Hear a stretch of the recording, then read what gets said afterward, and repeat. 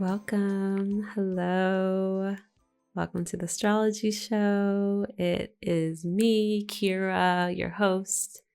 Yeah, happy day whenever you're listening to this. We have a fun episode for you today. It's actually the first episode of the season that I actually recorded. We recorded this in person in early December 2021. And it's the first of our interview reading episodes. I haven't come up with a cool enough name for them yet, but essentially, I'm starting to do these episodes with cool people that I want to interview that aren't necessarily astrologers. A lot of them are into astrology for sure, but it's not their main medium or their main work, but they do other cool work, and I want to talk to them about their work and their charts. So it kind of becomes this hybrid interview reading. So this is the first one. I'm stoked to share this with you. And like I said, we recorded this in person, so we don't have video for this. So yeah, this is audio only, this episode.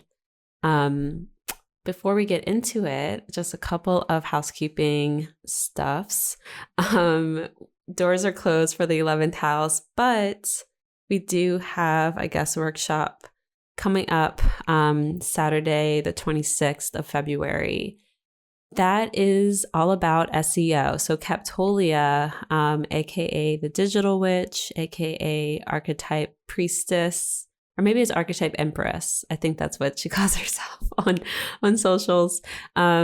Incredible business and brand coach. I worked with her one-on-one with her coaching for a year, and I've worked with her in other capacities too. She's just really, really talented and really, really good at what she does. And she's going to be presenting a workshop called SEO for Astrologers. And essentially, like, if you're an astrologer and you have a website, or even if you're just a person with a website, even if you're not doing astrology as your main work, this is going to be a really good workshop for you. There's just a lot about SEO that I feel like a lot of astrologers don't know anything about. I didn't know much at all before working with Keptolia. And she breaks things down in a very digestible and easy to understand way, and very relatable too. So if the idea of SEO and which is search engine optimization, basically, the subtitle to this talk is The Astro Guide to Being Found on Google. If you want your blog post to be more visible, if you want your website to show up in certain, search results, you need better SEO. And this workshop is going to teach you how to do it. So definitely consider signing up for this. Everyone who signs up will get the replay. You don't have to make it live. And it's sliding scale too. So there's 3 different pricing options. We'll have the link in the bio. Yeah, definitely consider that. We have another guest workshop coming up in March that's really cool as well, all about immigration. And we'll have guest workshops every month. So even if you're not a part of the 11th house, members get to join for free and they get to watch the replays and all that. But if you're not a member, you can still join in on our awesome guest workshops. And I'm excited. I'm, planning more for the rest of this year. And we just have so many great people in this field and in this community who have a lot of really great work to share. So I'm stoked to host this first one, the first one of the year. Hope to see you there. What else? What else do I want to share with you guys? We have, I think I'll leave it at that. There's a lot more. Oh, one thing I'll just kind of plug real quick. I wrote a book about Pisces, if you didn't already know. It's called Zodiac Signs Pisces. It's part of a whole series that Barnes & Noble commissioned a couple years ago, and I wrote the Pisces book, and it's Pisces season. So if you are Pisces, if you know a Pisces, sun, moon, or rising, and you want to give a nice little gift for their birthday, my book is very inexpensive. It's very easy to read. And it's like a nice cute gift to give to people. A lot of people say they like read it in, a day or two. So it's easy, digestible, and I think pretty good work. So it's a nice little gift. We'll link that in the show notes as well. Yeah. I think that's all I have to share for now. There's some other cool stuff to talk about that's coming up, but we'll save that for next time. Yeah, let's get into it.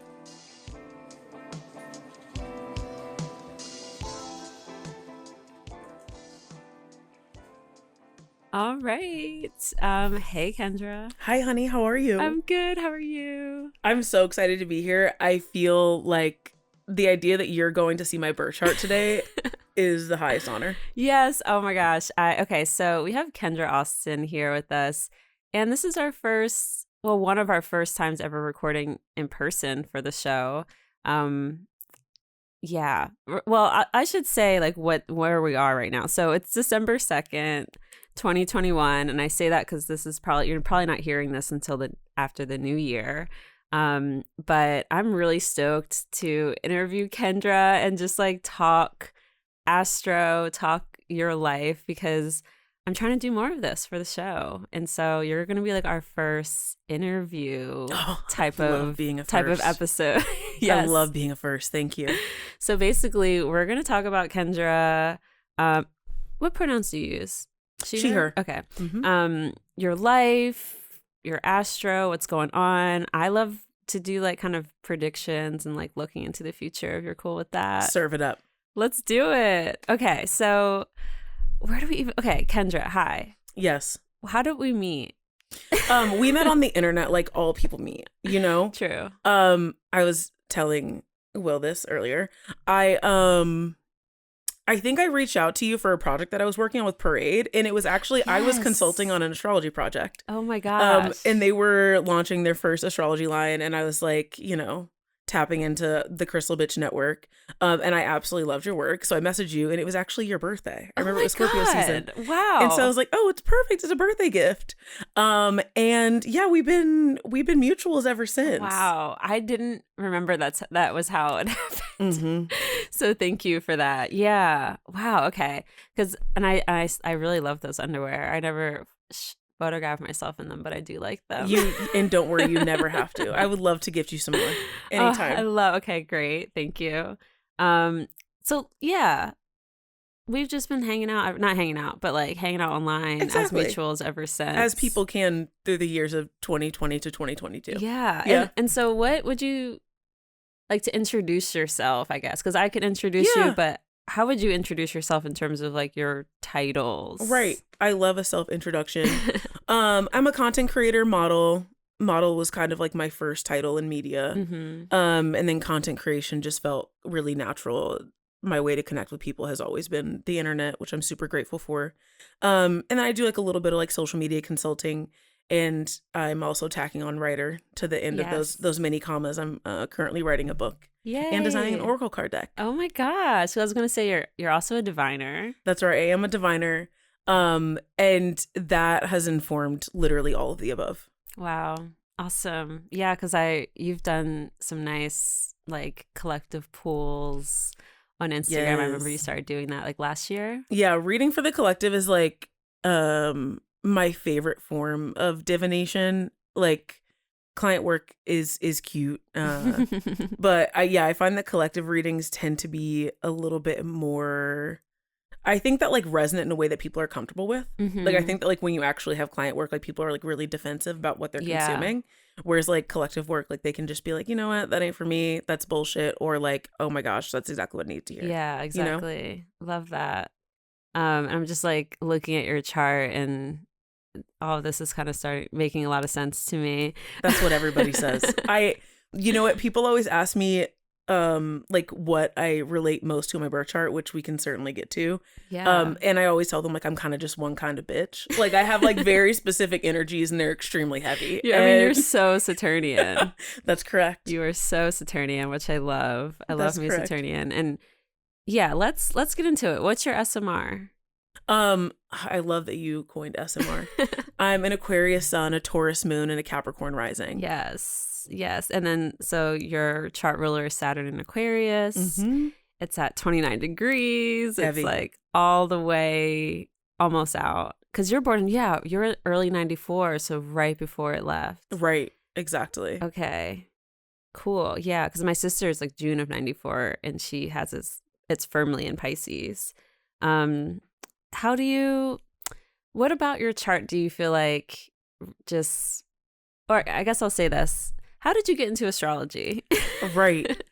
So my mom was a crystal bitch. And when I say that, I just mean like, I kind of grew up in like a very like heathen household. Like my mom was like a former Catholic, and my grandmother, who was like the closest kind of other parent figure to me, was like a Southern Baptist, like very extremely spiritual Black woman. Okay. And for me, the only thing that really resonated like was spirituality as a source. Like I was never like religious. My mom was never religious.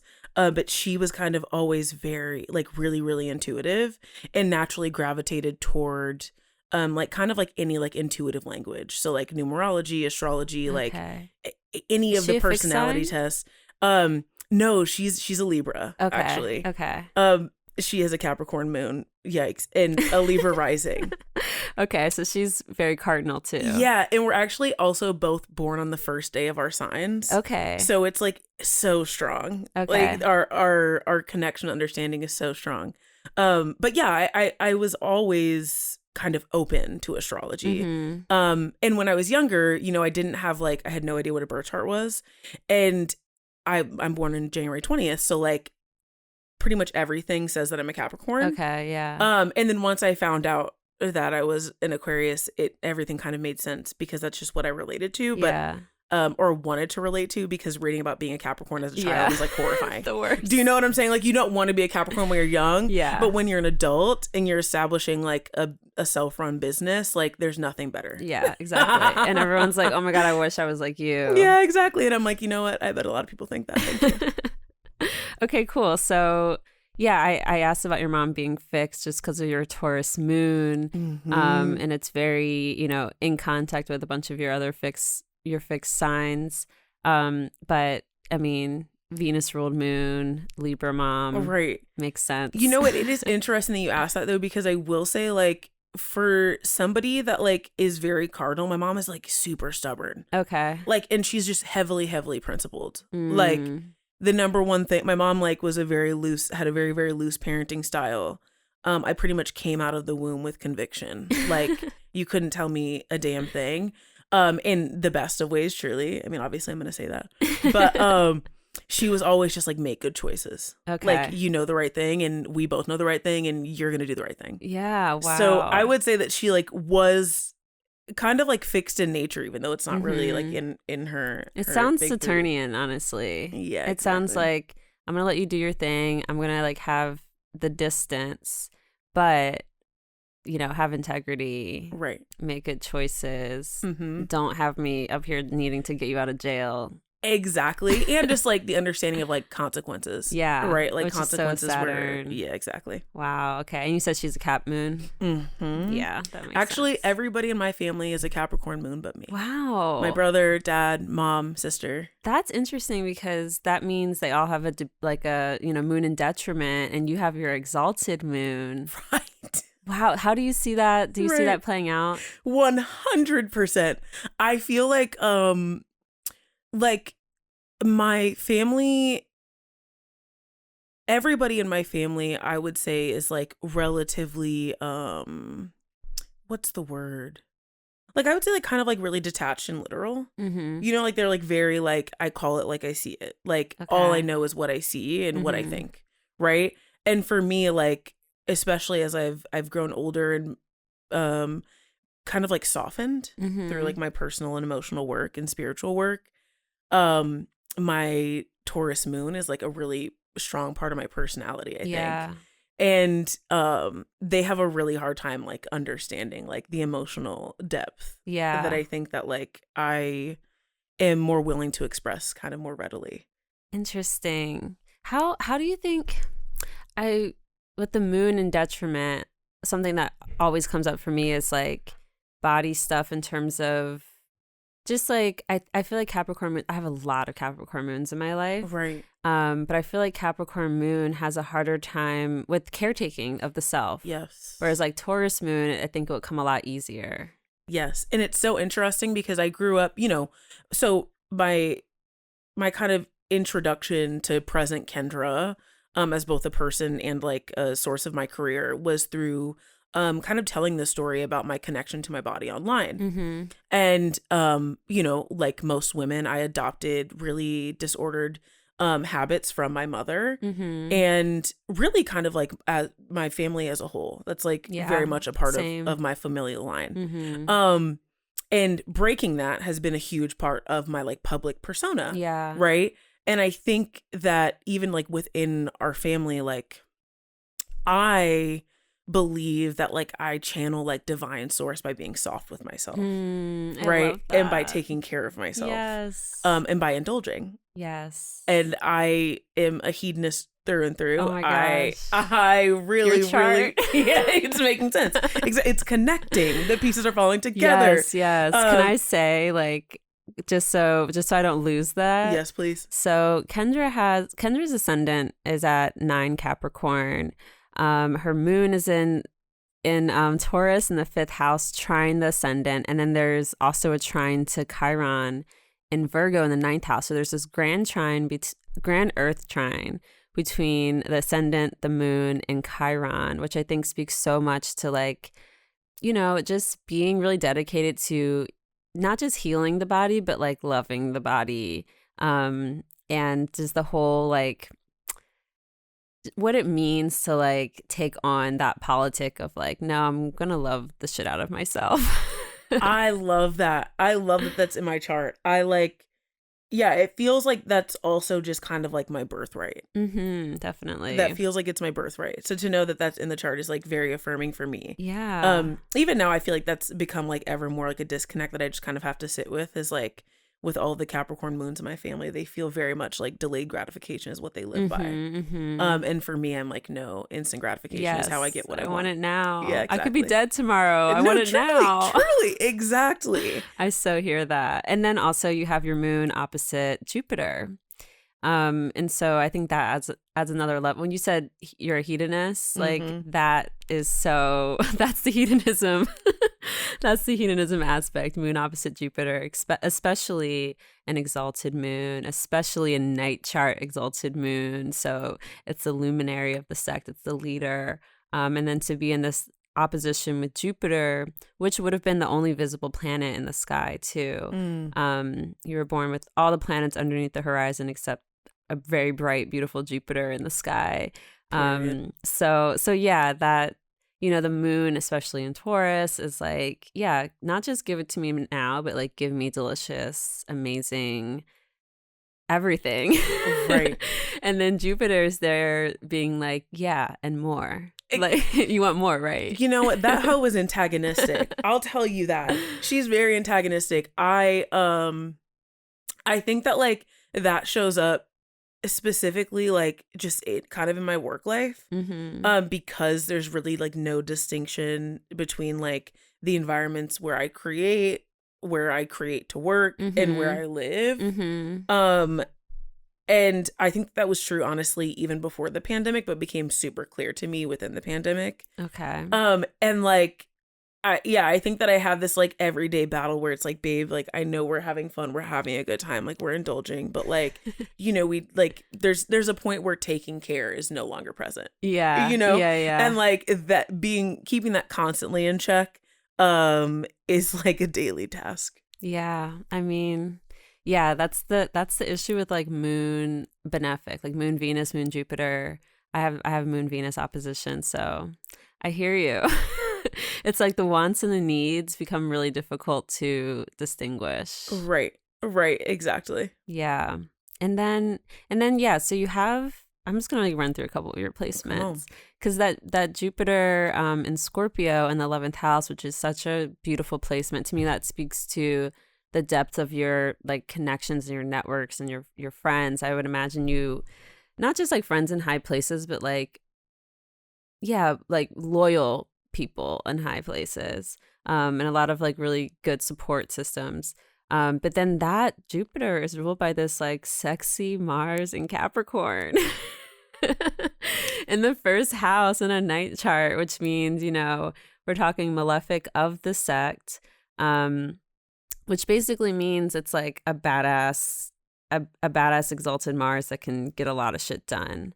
And just the exalted Mars and the exalted moon, like I just love that duo, especially in earth signs, because it does speak to how earthy and grounded you are. And then like you add in all of this Aquarius air stuff, and that's where you get like the bubbliness, the like, I'm just gonna talk to you forever about everything. Right. and the like desire for not just connection, but I think Aquariuses and people with like a lot of Aquarius energy, there's just a curiosity about being a human, and it's like, what is this human like?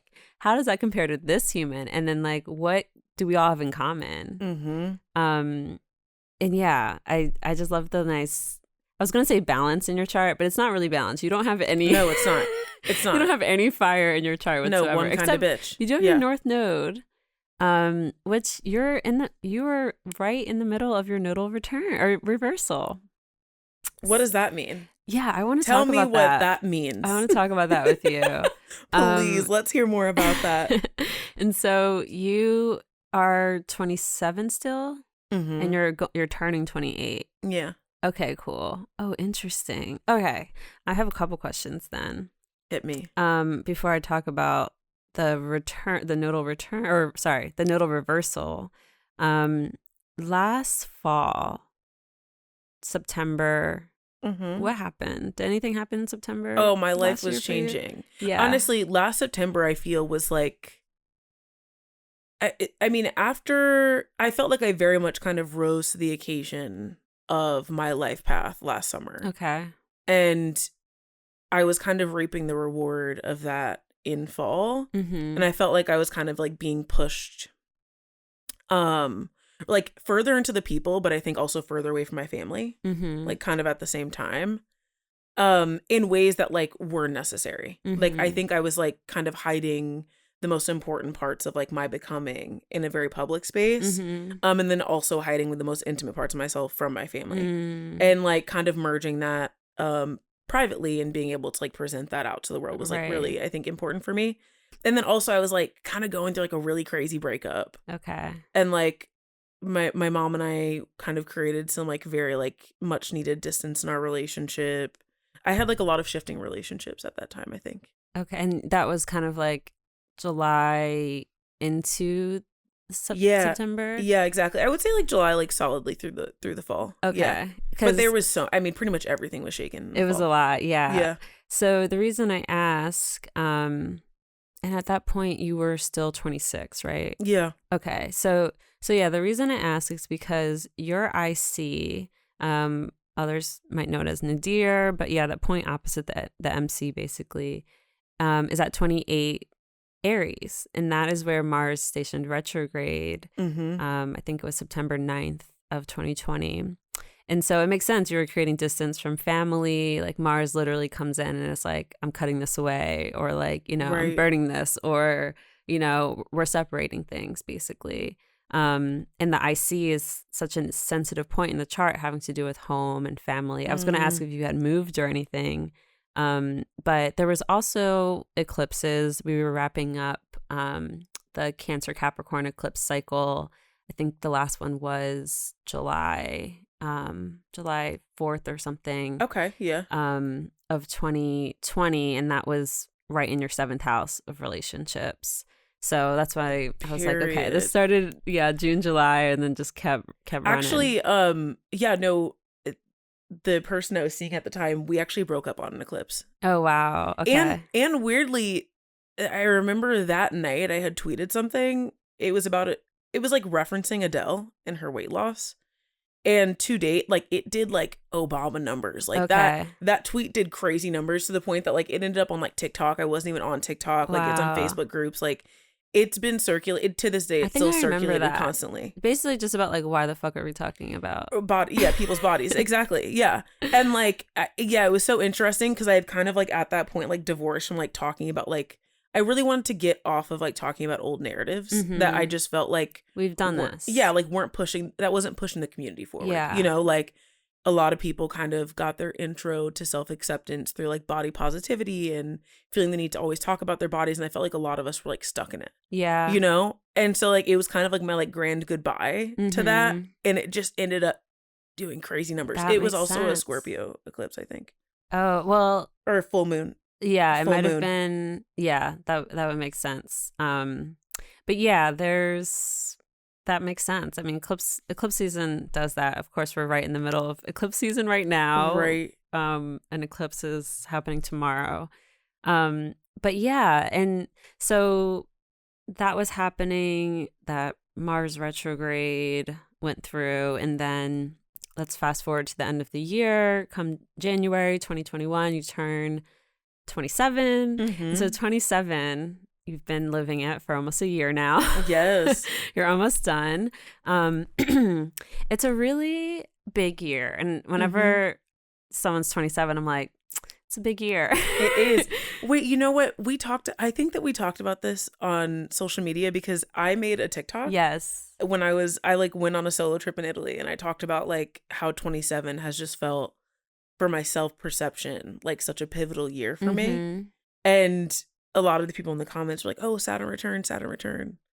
And you like kind of like mentioned to me such a Virgo. Exactly. I was like, and I say I'm such a Virgo because my chart ruler is in Virgo, but yeah, I was like, it's the nodal reversal. Like it's a fourth house year. It's nodal reversal. It's a progressed lunar return. Right. It's not always Saturn. And I just get really frustrated because and again, it's like me being, no one's like actually doing anything wrong, but it's just me being Virgo about it, where I'm like, this is 27 is such an important year because we have all these other cycles happening. Right. Sometimes it is the Saturn return, but when you're 27, you're not getting like, it's not anywhere close to the exact Saturn return, basically. Right. And so, everyone's kind of jumping to that conclusion. You do have Saturn in Aquarius, so you are in your Saturn return, but like most people born in 1994 aren't.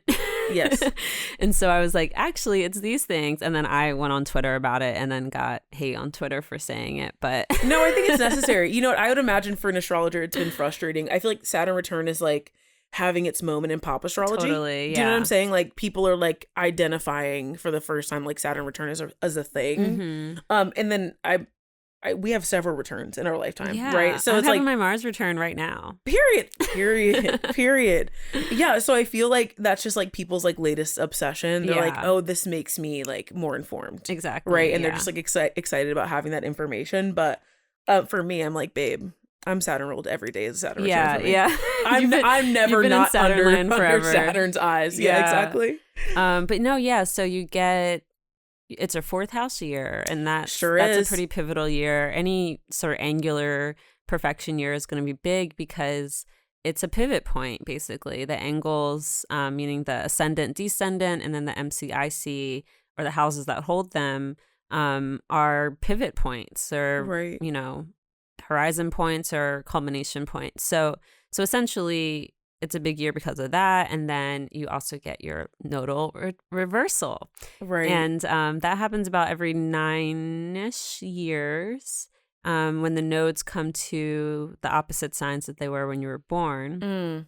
So right now, like the south node's at like 1 degree Sagittarius, and your north node's at 1 degree Sagittarius. So you're in it.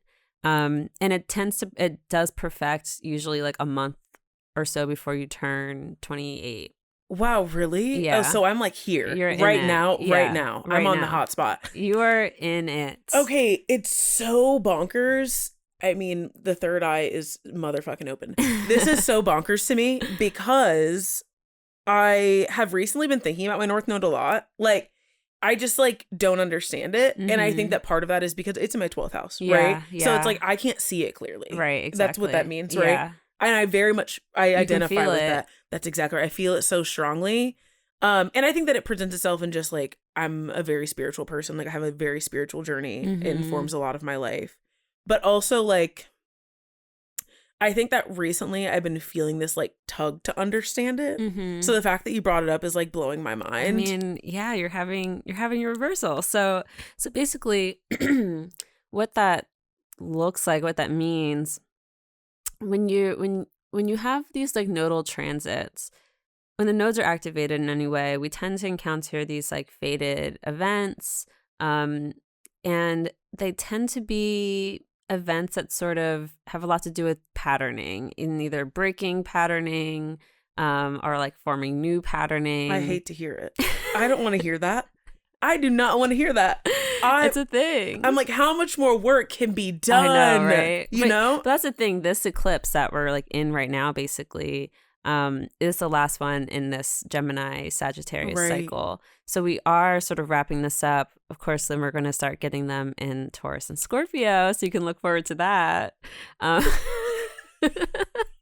A solid grimace on my face, if you guys mean, can see it. Same. A solid grimace. I have too many Scorpio placements and I'm not looking forward to it, but I am looking forward to these ones wrapping up.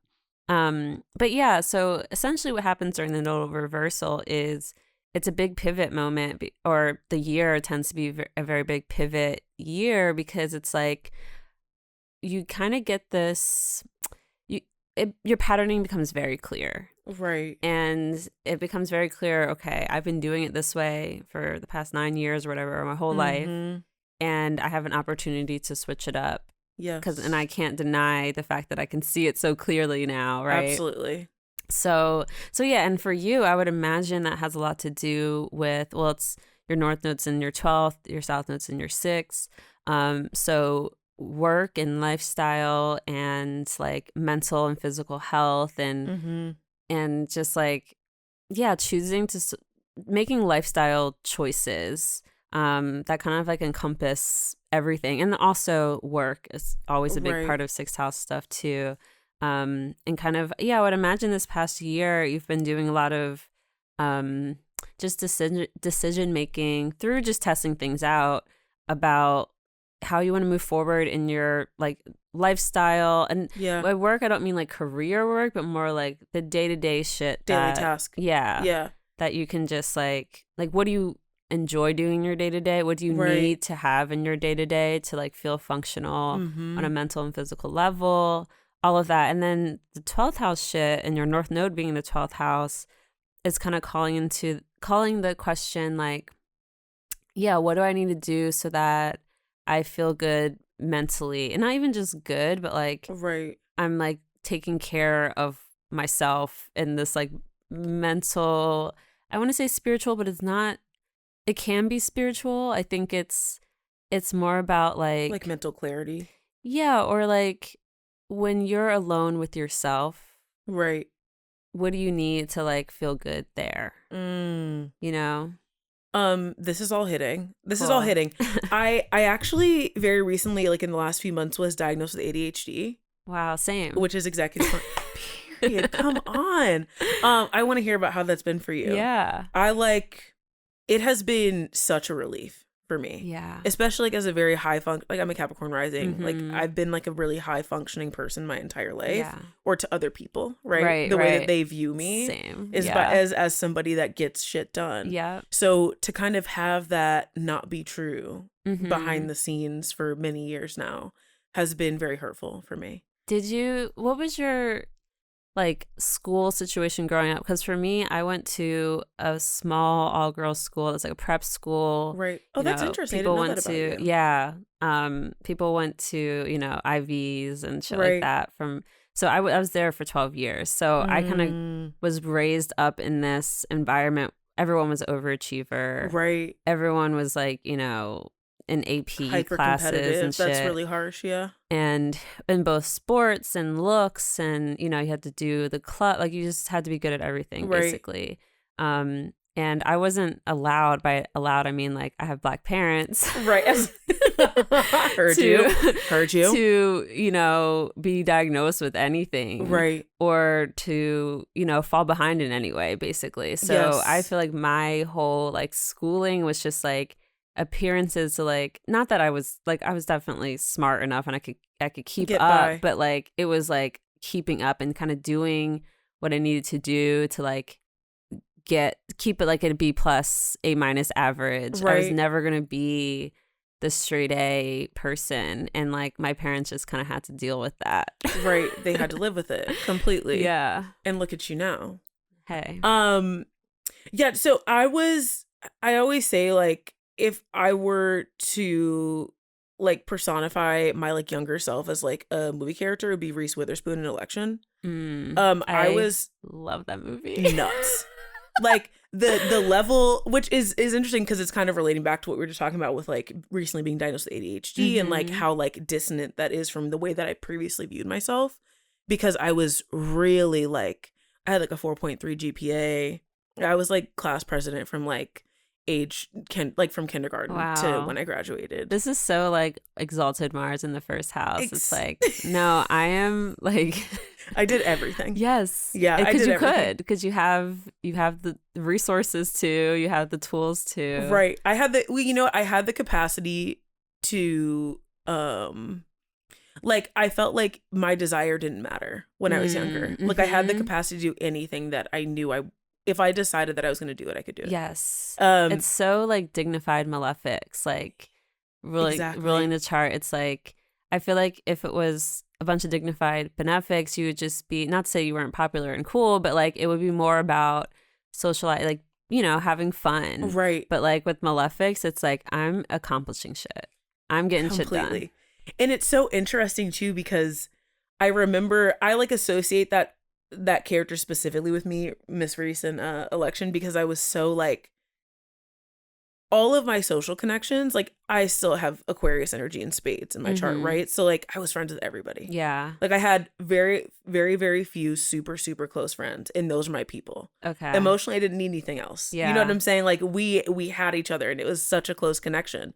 But then, like widely, like everybody knew me. I could go to the grocery store, and my mom would go to the grocery store and be like, "Oh, I saw somebody else that knew my Kendra." Like I knew, and that was like, all of that was kind of strategy for the person that I felt that I needed to be, right? Like the strategy to be class president again. Yeah, yeah. And then to go to the Ivy League school that I wanted to go to. Right. Right. So like that was like really important for me when I was younger. And like school, I just like, it was a game that I knew how to run. That's the thing with ADHD, people with ADHD. It's like when we were in school, we had a goal, like we had the end goal of like college and getting into the best college possible. Right. And like for me, it was like getting to New York, you know, like just getting the fuck out of the main line, out of suburbia, and like going to art school and getting to my people, basically. Right. Completely. But and with ADHD, you just need a fixation. It doesn't matter what it is. You just need an end goal. You need something to focus on. Yeah. And then you get out of high school and there's no other end goal besides like get a job in a couple years. Yes. And then an identity crisis ensues. Yeah. And that's what happened for me. I had a full-blown identity crisis at like 19. It was perfect though. It was perfect. It was perfect. I wouldn't take it back. You know what happens at 19? Your nodal return. Oh my God. No, and that's exactly like, and the nodal return happened, you said in the 12th, for my 12th and 6th house axis, right? And that's what happened. Like, I just realized like my brilliance, that natural brilliance that I had, like wasn't being channeled in a way that was like actually healthy or effective for me as a person. Like my genuine constitution as like a creative being. And I could not fake it anymore. Yeah. And again, as that Capricorn rising, like, and that Mars, I was like, what do you mean I can't do it? Like, it was such a crisis for me. And like you said, it was like not having a fix, like there was no fixation for me to place that energy into, right? Yeah. So then I actually placed it on myself, and that year I lost 130 pounds. Wow. And it was like entirely through like an eating disorder, like trigger warning. I should say that before I say it. But, it was like entirely through an eating disorder. Mhm. And I, from ages like 19 to 21, like did not do anything but work out and eat vegan food. Oh my God. Like that was like, this was Tumblr days too, right? oh yeah. I had a huge Tumblr account. I had a Thinspo Tumblr account too. Come on. It was called 118 because I wanted to be 118 pounds like it was in high school. It was just fucking ridiculous. Oh my gosh.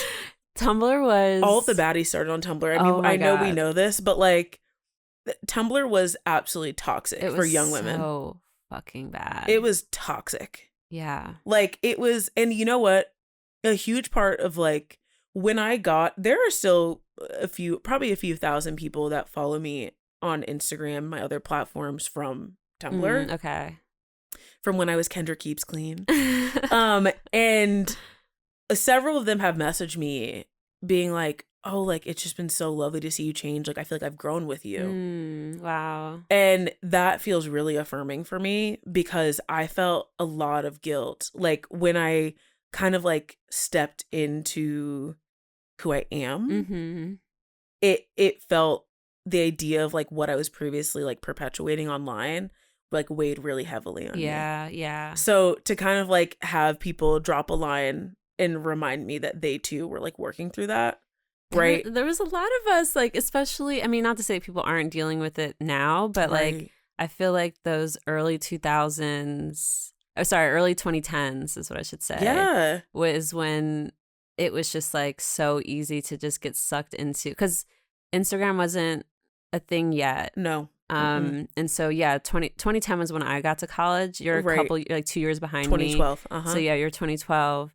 And yeah, it was like Thinspo Tumblr was everything. And it was so easy. It took a dark turn so quickly. Like you would go on someone's page and it would just be like basically people that look like skeletons. Yeah, exactly. And it like went from like kind of like the aesthetic of like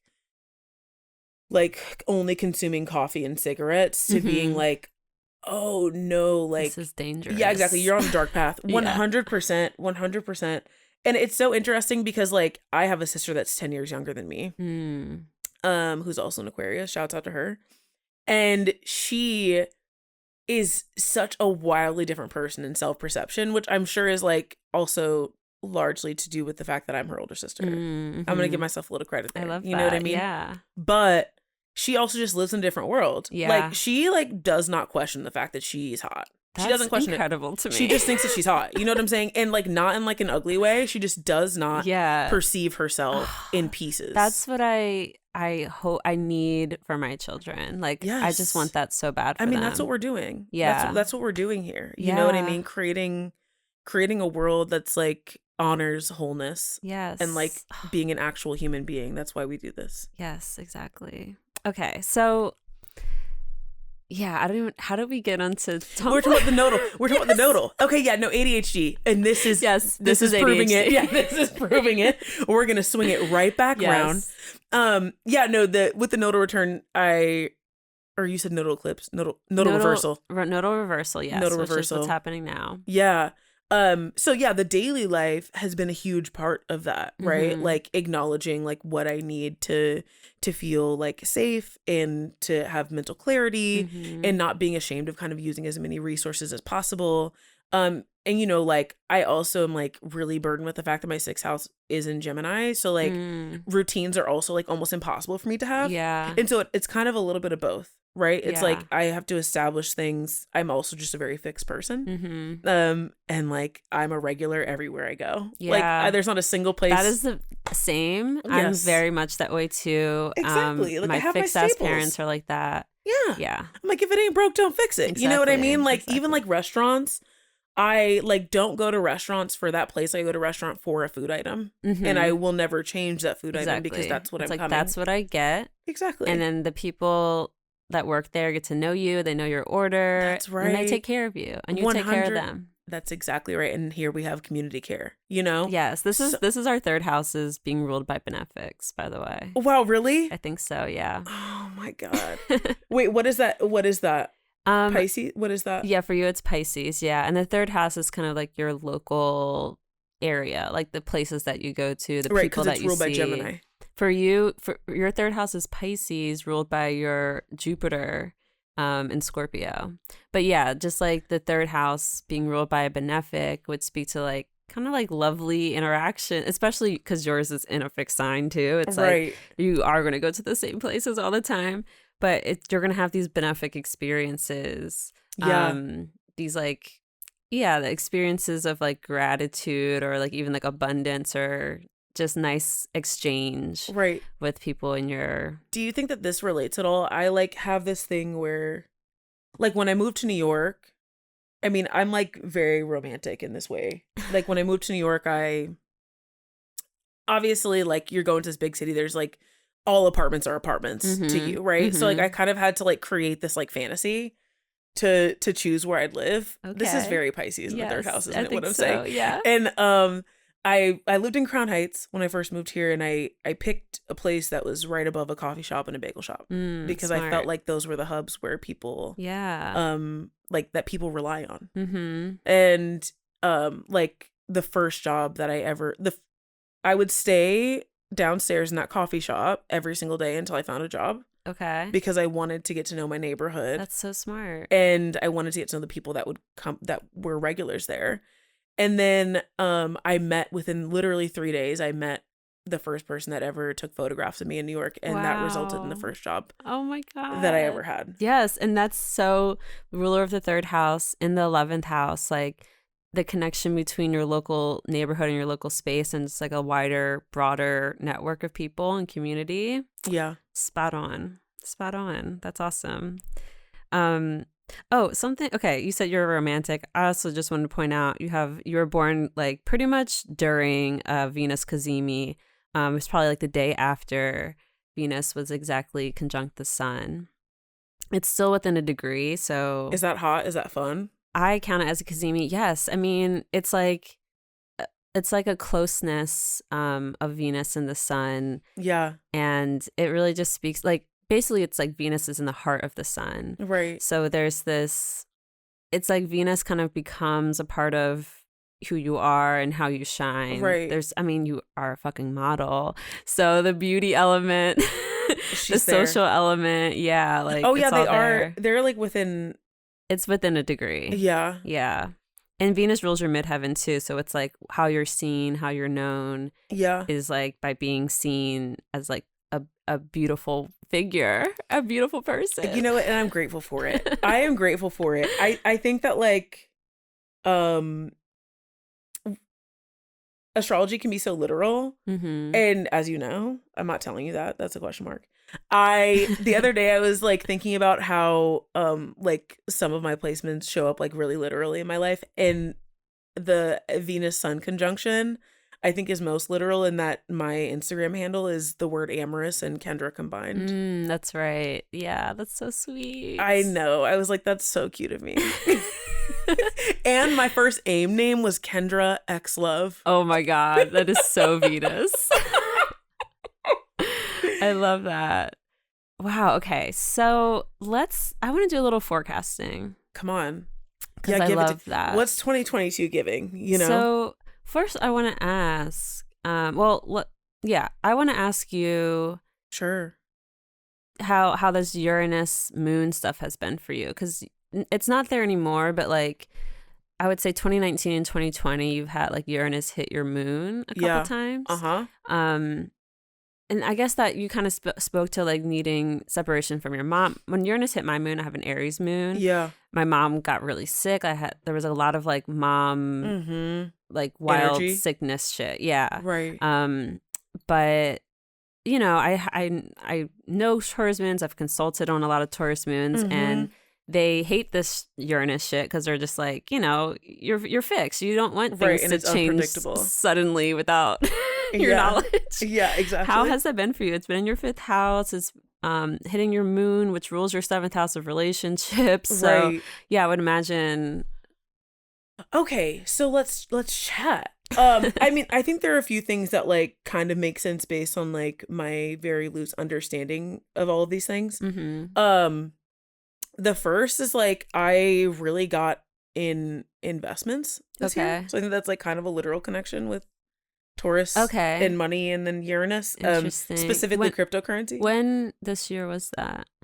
That was probably, I don't know, maybe like in the beginning of summer was when I like really like started committing to it. That was okay. Because, you know, I feel like that's probably like Jupiter and Saturn moving through your second, maybe. Okay, yeah, that would make sense. That would make sense. But Uranus is like squaring your second. Also in July, we had a bunch of planets moving through your 8th house, Leo, okay, which is period. like investments too. So, it definitely checks out. Okay, period. And then as far as like family stuff, like, yeah, I think that like kind of intentionally transforming, or I think even just like allowing the transformation of my relationship, like with pretty much everybody in my family, has been like really pivotal for me this year. It has felt really like present this year. I mean, like I moved out on my like in an apartment by myself for the first time, which I think was like great. That was like a pretty drastic change for me. And it has been really transformative for me. And creatively? Then, oh yeah. Yeah, like for one, like I am, you know, like we just talked about, like I'm in a 4th house perfection year. Like I moved out on my own for the first time. I started a newsletter called Come Home that resulted in me getting several publishing deals. Wow. That I got out of nowhere. Like the newsletter, I like didn't start. And did you get these in the summer, like June, July? Yes. Because that was when Jupiter was in your 3rd house. That's right. I got exactly publishing deals and like my agent pretty much within like a few weeks span. And it was like immediate. This is making me excited about Jupiter coming back into Pisces. So I'm like, yes, give me some of that magic. It's all you. I mean, and like I think with the Uranus component, like I was really shocked. Yeah. Like I didn't plan for any of that. Even like my newsletter, I didn't intend to start a newsletter this year. It was like offered to me out of nowhere. Okay. And like was funded and backed. Damn. So like I think that was really... you know what else was happening around that time? Saturn stationed. Where did Saturn station?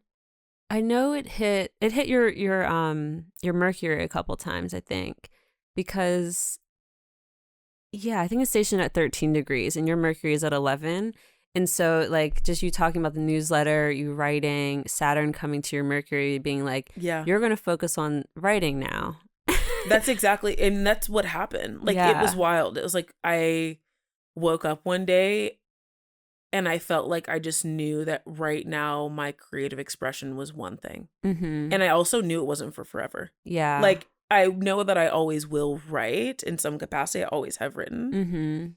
But I feel like I just knew that like this was the version that my creative expression would take. Word. And that it would like reach another octave at a different time, and I would be okay with that. I hear that. Yeah. So, okay. So I like to kind of look at what's been happening before looking ahead. You're entering a 5th house year, which is exciting. Oh, I'm so ready for it. I'm ready for you because it's, 4th house year is I'm just going to ask you straight up, am I going to have sex, yes or no? 100%. Because okay, great. That's exactly, that's what I need to hear. That's what I need to hear. Okay, I'll tell you why. So you're moving from this 4th house year, which I would imagine, 4th house year, 27, it's a whirlwind. Yes. For you, I would have probably, predicted or forecasted that it would have been like difficult, but also very fruitful in a lot of ways, identity wise, and just like the home thing makes sense. And I say that because it's ruled by your super exalted Mars, right? Which is technically like the most. Oh no, your moon is the most dignified planet in your chart. Well, really? Yeah. How special. And then I would say Mars like follows up pretty closely to that. So yeah, that's 27. 28, you enter this 5th house year. The 5th house is about love, pleasure, creativity. I like to say it's what you give birth to. So you give birth to something in your 5th house year, or many things. It's not just one thing. Right. Some people it's babies, not always, obviously. Do you want to have kids? Yeah, desperately. Okay. I want to be somebody's mom yesterday. Yeah, you know what I mean? Taurus moon in the 5th house, folks. 100. Like the idea, and also just like I feel like the concept of motherhood is something that informs like all of my work. Same. And even just like my ideas. You know what I mean? Yes, I mean, again, your sect light is this Taurus moon in the 5th house opposite Jupiter. Come on. But like, yeah, okay, so it's all that. It's those beautiful things. And then, of course, your moon is there, so that kind of gets activated. And then your Venus, your 5th house is ruled by your Venus at 1 Aquarius. And so Venus becomes your time lord, kind of taking over the reins from Mars. And I'm pretty sure, let me look at your solar return chart, because will Venus still be retrograde? Let's see. Because Venus is going to be retrograde in Capricorn starting soon. When this comes out, it'll be over, but it goes until like late January. So I'm just gorgeous. So probably like right around my birthday. I will say the Venus retrograde hasn't been terrible. I've kind of been enjoying it. It hasn't started yet. Oh, it hasn't even started. When does it start? It starts the 19th of December. Oh. Yeah. Oh my God. Wow. What a solar return chart. Okay. Let's give me what's the goods. So Venus is still retrograde, but what I'm excited about in this return chart is, it's beautiful. So it's the rising is 11 degrees of Scorpio. It's a Scorpio rising chart. I'm excited about that because it's basically puts the ascendant on your Jupiter. Excellent news. Which I love because it's like kind of it basically brings your 11th house to the forefront. So we're talking community, friendships, network, fans, definitely period. Audience, and just like, it feels very social to me. What else do I want to look at? I want to look at Venus is in the 3rd sextile the ascendant. I like that. And then Uranus is on the descendant. It got Jupiter and Pisces in the 5th. I think it's definitely going to be a lot of sex. If you're not trying to get pregnant at 28, I would say be careful. Wow, really? Okay. Yeah. There's a lot of pregnancy energy. Okay, that's really interesting. It's a lot of 5th house energy, and I would imagine you're someone who's pretty, this might sound weird, but pretty fertile just based on your chart. 100. Let me get the IUD checked up. You know what I mean? I haven't been a little bit. Let me get her checked up. Yeah, if now is not the time, then I would say be extra careful, especially the first 4 months of the year. Right. Can you tell me a little bit about Scorpio, the 11th house Scorpio situation? Yeah. So your Jupiter is at 12 Scorpio. The ascendant for the solar returns at 11. So it's basically like kind of bringing your Jupiter and your whole 11th house to the forefront this year. Oh, right. And so when I look at your 11th house Jupiter, I think, okay, those are basically Jupiter rejoices in the 11th house. So it's like its favorite house to be in. That's so cute. Yeah. It's basically like Jupiter. What Jupiter does naturally is like provide support, freedom, you could say, abundant. Like it just provides in like a very, how can I say this? Friendly way. Like jovial. Yes, yeah. And so when Jupiter likes the 11th house because it can basically, I'm like trying to figure out how to say this without being too technical. I feel like what you're describing or what I picture, and it's interesting because I think that she's like heavily both Aquarius and Sagittarius is Oprah, where she's like, you get a car, you get a car, you get a car, and like everybody gets it and everybody gets it equally. Yeah, that's very Jupiter. That's in the energy 11th. that I feel. It's like being able to provide support and abundance in a very like, it's a direct way because the 11th house has this sextile to the ascendant, which is where we get the idea of supporters, audience, like people that kind of have your back or in your community, because that's sextile to the ascendant, which is a very friendly aspect. And so, Jupiter just can do a lot of good in the 11th house, basically. Yeah. And the fact that that's highlighted for you in this upcoming year, I would imagine that you're going to get a lot of opportunities. Am I going to be main character?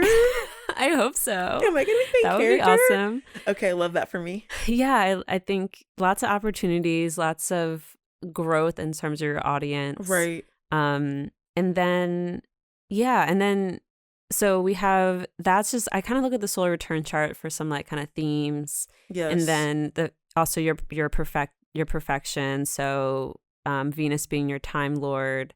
That's definitely something to look at. I mean, with Venus being the time lord, also it's like, okay, Venus is like love and relationships. Right. So I would imagine not even that like you might meet someone, but even more so, it's like you're gonna meet people, and it's a year to be out there, like be out in these streets, basically. You know what I mean? Like to connect with people, to experiment, to have fun. Like, right.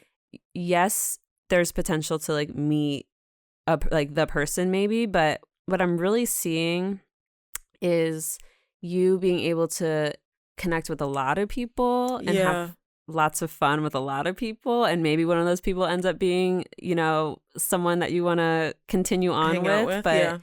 But like there's not only this like fifth house perfection, but we're getting eclipses in your fifth house, North Node eclipses. Uranus is there. Like there's a lot that's pouring into your fifth house. And sort of like not only is it activated by perfection, but it's being stimulated by Uranus, and it's being hyper stimulated by the North Node. Right. And eclipses happening there. So it's just a big fifth house year for you. And with that, I'm like, you are making shit. You know, like you are giving birth to a lot of babies, like lots of ideas, but also it's so ripe for just like love. Like it's already ruled by Venus. The fifth house is where Venus rejoices. So it's like extra, it's just so much about not just love, not just fun, like being entertained, being pleasured.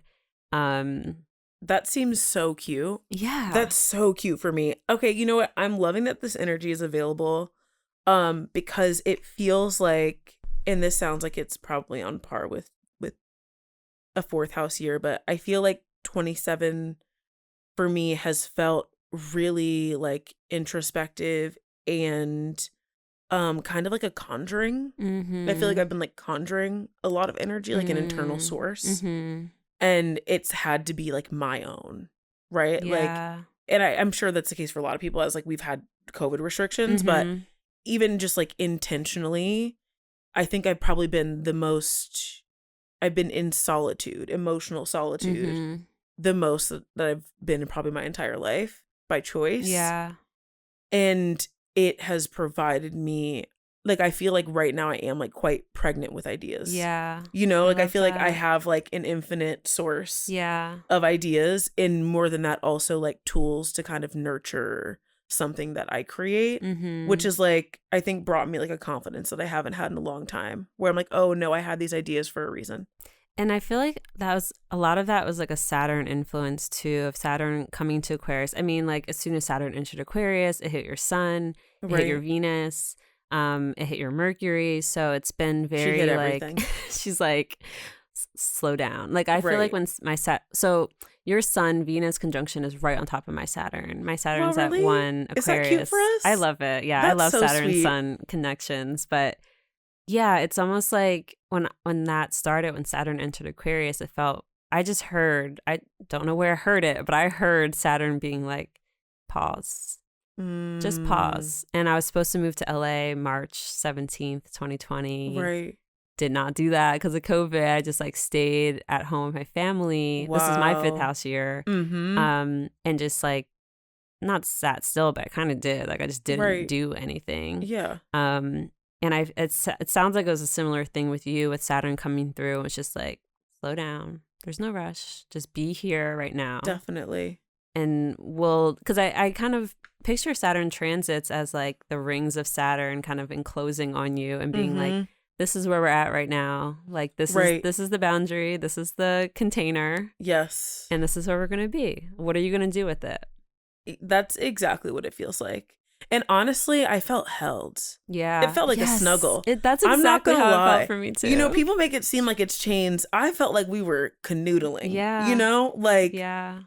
Because I think that I've never really had a hard time personally with like understanding what I'm capable of. I actually think that I'm literally capable of anything, which can be scary. Yes. You know, because that means that like there's infinite opportunities to be in your glory, but also to harm. Mm-hmm. And I've always been very aware of that as well. Yes. You I know? mean, that's the thing about being a malefic incarnate, right? Right.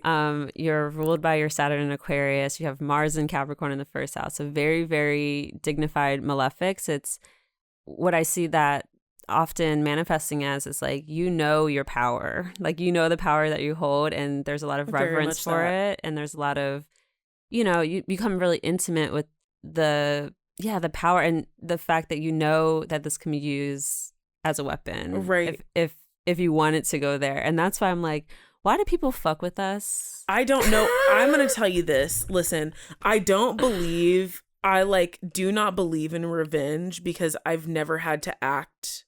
I've never had to do anything. I've never had to do anything. When people leave my life for reasons that they shouldn't have, well, yes, it just happens. It just happens. You don't have to when you're a malefic incarnate. It just happens. Okay, I wasn't sure if that was a thing.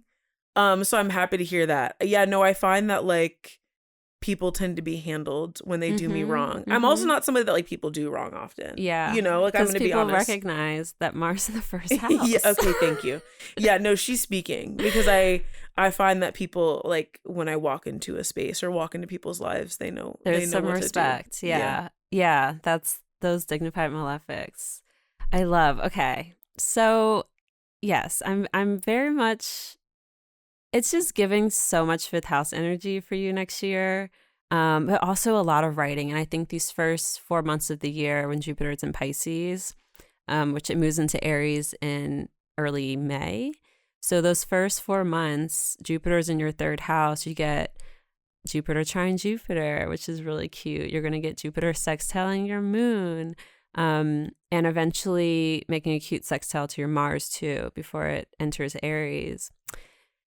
It just feels like you're going to be writing so much, like so much writing. I love that. So much. And I think you need to be writing on vacation. Like, I think you need to like get away.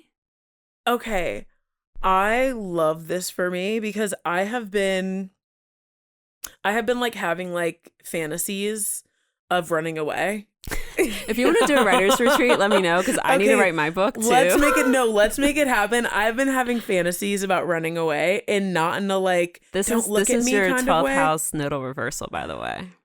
Oh my God. Because, you know, I really love Jessica Dore. We all love Jessica Dore, right? Jessica. Because she's one of the most prolific writers of all time. Mm-hmm. I really believe that. But she like lives her life alone. Yes. Dude, when she was like, oh yeah, I'm just going to like go into some place, like some house somewhere and write a book. I was like, you can do that? No, that's literally what she did. And like her life feels so simple and so her. Mm-hmm. Like it just feels like she is the center of her universe. Yeah. And that's why she's been able to like produce. I need to get her on the show and look at her chart. No, you absolutely do. She's so special. I know that she owns Aquarius in her chart. I think it may be her rising. Okay. I've like listened to her in a few podcasts.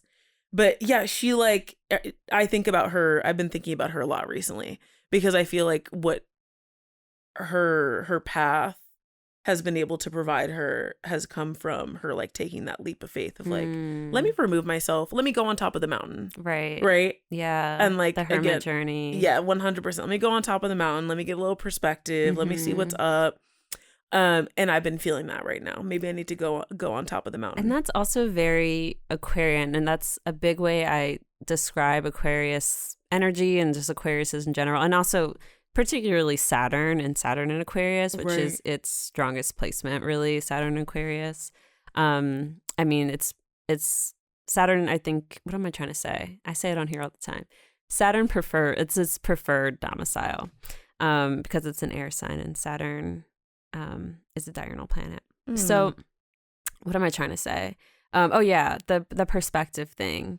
Saturn is all about distance, and because it is the farthest planet, you know, from the sun that we can see. And so it does represent these like limits and boundaries, but what you get when you have distance is perspective and clarity, and you can see things from this like kind of bird's eye view. Yeah. and or, you know, from the margins, from the edges. And that gives you a perspective that you need. And that's why you get like the detached energy from Aquarius. Mm-hmm. It's not that Aquariuses don't like, you know, like hugs. Some of them don't, but like it's more of like, you know, I'm a Taurus moon. I love hugs. I need, like, Aquariuses need perspective. They need distance, be able to like see and process and rationalize things. It's interesting that you say that, because with my, what is it, like 29 degree Saturn, right? It's like, I think the heaviest degree that I have in my chart, the heaviest place of responsibility in my chart. Yeah. But I find that like one theme I have like throughout my lifetime, some stuff I feel like is personality in a chart, or from what I've encountered with it, some stuff is personality and some stuff is like a hero's journey. Like that's how I view astrology, how it plays out in my life. And I feel like that, like Saturn, like that Saturnian and Aquarius, like marriage shows up most often as like, I'm always kind of like, I'll enter social spaces, right? Or like I'll have this like level up, so to speak, in my life, and it'll put me in a new social place. Not necessarily like better, right? But maybe different. Like right now I'm in writers, right? Right now I'm in social media, social space. Right now I'm in, you know, Brooklyn, whatever. And I always kind of feel like I can't get in there. Right. And it's not that people don't like me. I don't feel unliked ever. Right. But it's like, I know that there is like a limit to how much I can access those people. And that is something that feels very Aquarian for me. Definitely. Where like, I only ever receive entry when it no longer matters to me. Yeah. And it's because I needed the perspective of not having been in it. That's so Aquarian.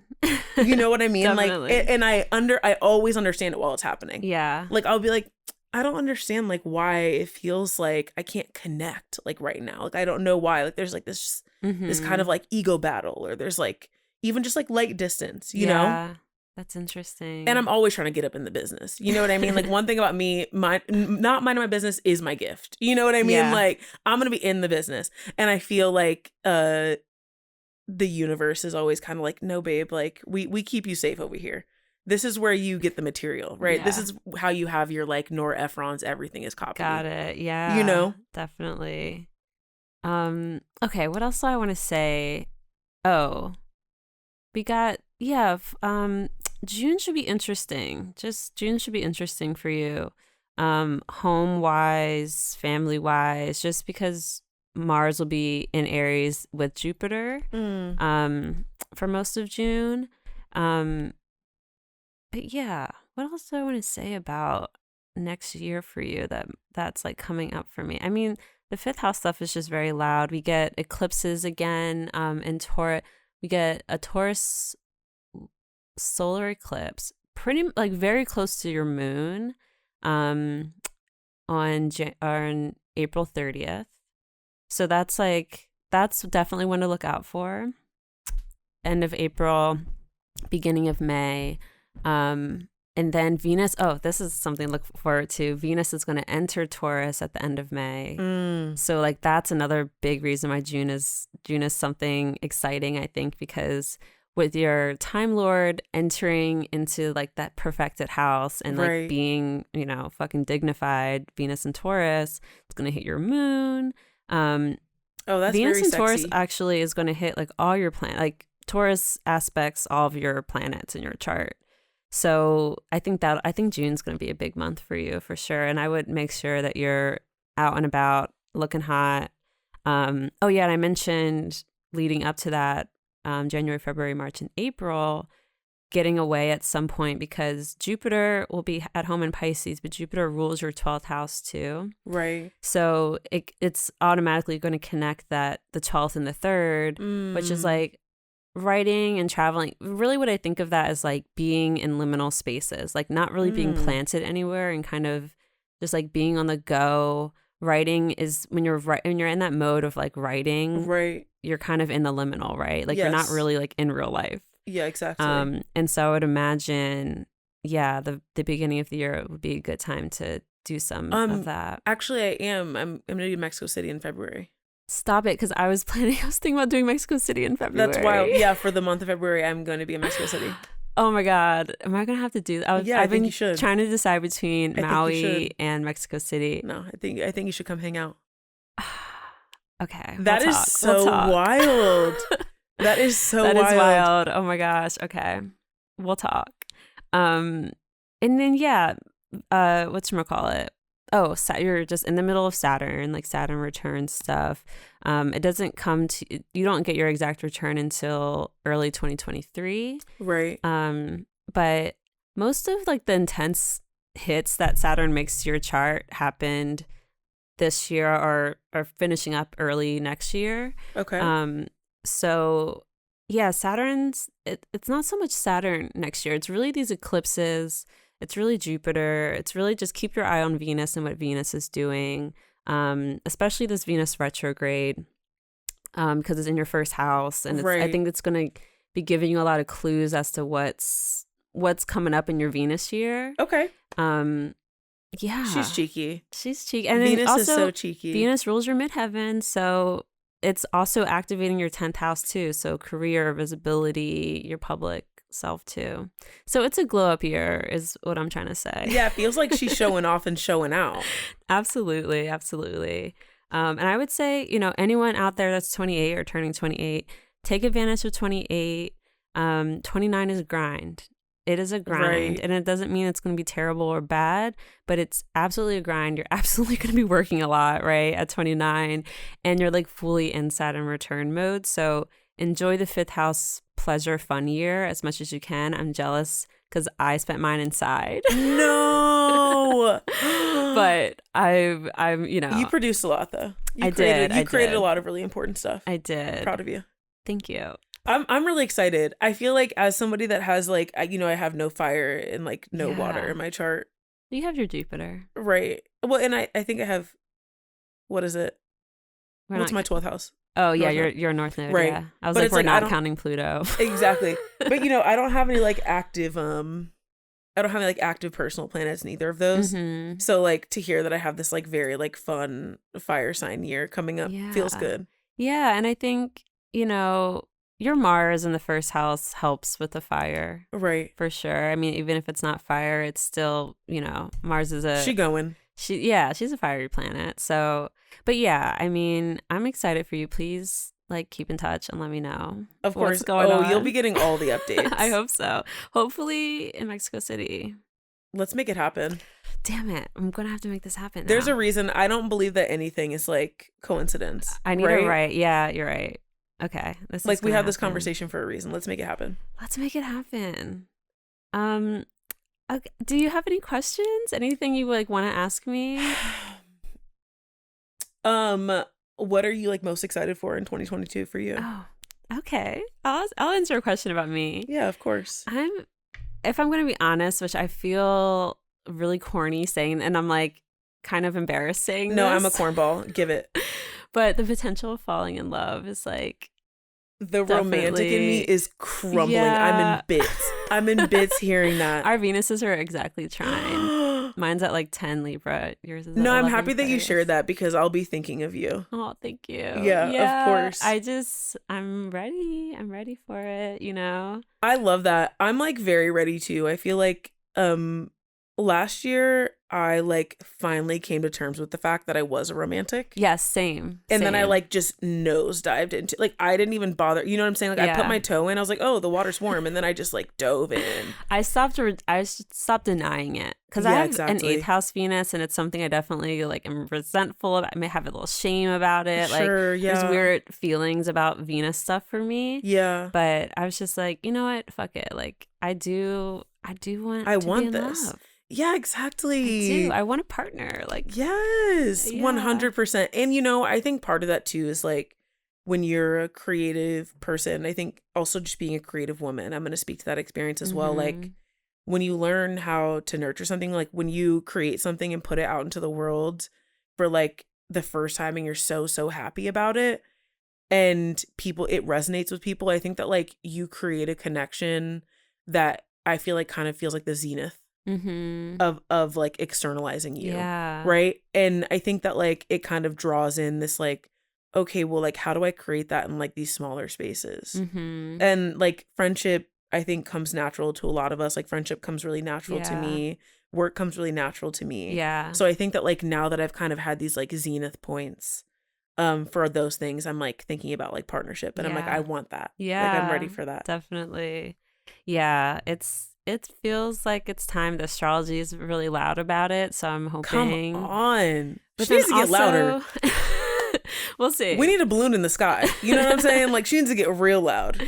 But also I booked my flights. I'm going to be in Europe for 2 months.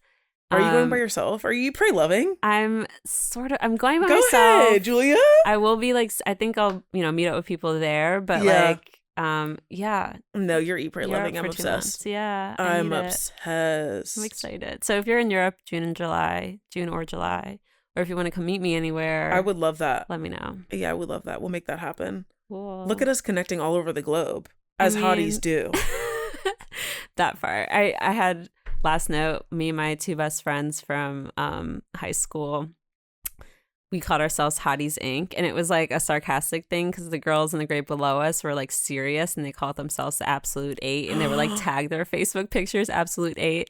So I was like making fun of them. And I was like, let's call ourselves Hotties Inc. And then it just has stuck, and like no, like I'm obsessed with calling me my friends hotties. You guys were ahead of your time. You guys coined literally hotties. Hotties Incorporated. Yeah. So what you're saying is Meg actually probably needs to run you a check. I mean, or we can collab. We can collab. I would be down for a collab, Meg, if you hear this. Yeah, exactly. Meg the Stallion. If you hear this, we just want you to know, like, I as a residential Aquarius, I would love to connect. Kira here would love to connect on Hotties Inc. Make something happen. I think, yeah. I'm sure she'll hear this. That's it. No, she will. Exactly. Someone will pass it along. No, I'm speaking directly to her because I know that we've manifested it together. Yeah. And so it is. It's sort of like how she manifested doing a song with Beyonce. That's exactly right. We're just following her footsteps, right. Really. She's very powerful. When you get 3 very powerful people together, it's a trio, triad. Yes. Right? Full circle, full triangle. Exactly. Hell yeah. I'm proud of us. This was so great. Thank you so much for having me. Thank you. I feel like I was so excited. I know that you don't really do client work because you don't have time for that. So like for you to have been able to read my chart feels, yes. I'm so grateful. Yeah, I feel so warm and fuzzy inside. I'm so grateful. You were like the first person I thought of. I was like, I need to record in person while I'm in New York. Who can I have on? I'm so happy we can make it work. I know. Yeah, no, it's been everything. Thank you. And I'm so stoked for 2022. Hell yeah. Thanks. Alrighties. Hope you enjoyed that. Kendra's so awesome. And it was so great. That was our first time meeting in person. We've been connected online for a bit. And it was just so nice to see her in person and get to like record in studio. Got to record with our editor, Will. Hi, Will. Thanks for that. And yeah, I hope you enjoyed it. I hope you learned a lot. You basically got to see how I read, how I conduct readings for the most part.